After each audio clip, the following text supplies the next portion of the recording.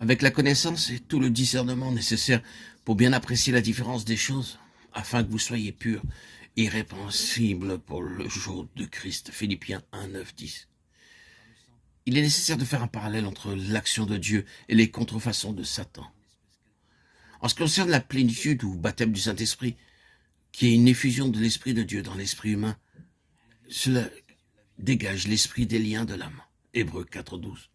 L'esprit parfaitement souple, dégagé de tout obstacle, peut alors recevoir et transmettre le Saint-Esprit, ce qui conduit le croyant à rendre témoignage à Christ et à combattre par la prière et autrement la puissance des ténèbres. C'est un véritable baptême en l'unité du corps de Christ. Il unit à tous les autres membres du corps. Sa marque particulière, ses résultats, c'est la puissance du témoignage pour Christ. Puissance qui convainc de péché les auditeurs et les tourne vers Dieu. La plénitude de l'esprit ne paralyse pas les facultés, au contraire, celle-ci reste active et l'homme garde le contrôle de soi. Il n'y a qu'une réception du Saint-Esprit.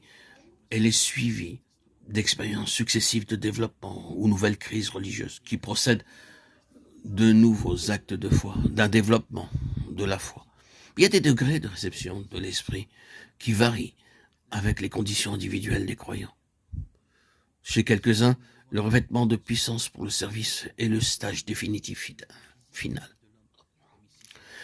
Les contrefaçons de Satan peuvent accompagner le véritable baptême du Saint-Esprit si le croyant laisse tomber sa pensée dans le vide et s'abandonne passivement, abandonne son corps aux puissances surnaturelles.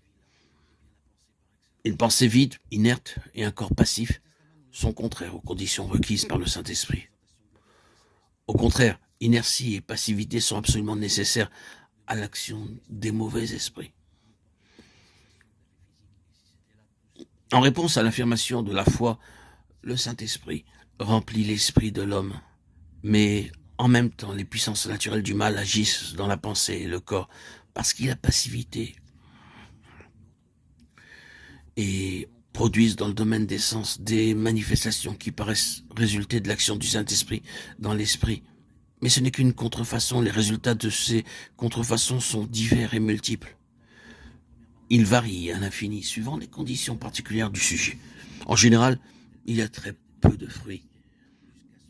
Les fruits sont en raison inverse des manifestations qui sont nombreuses et très variées. Il y a des degrés divers de possession de l'intelligence et du corps. Enfin, l'esprit de division, de séparation s'exerce aux dépens de l'unité. Ici, nous pouvons de toute évidence voir les contrefaçons de Satan qui accompagnent le baptême du Saint-Esprit.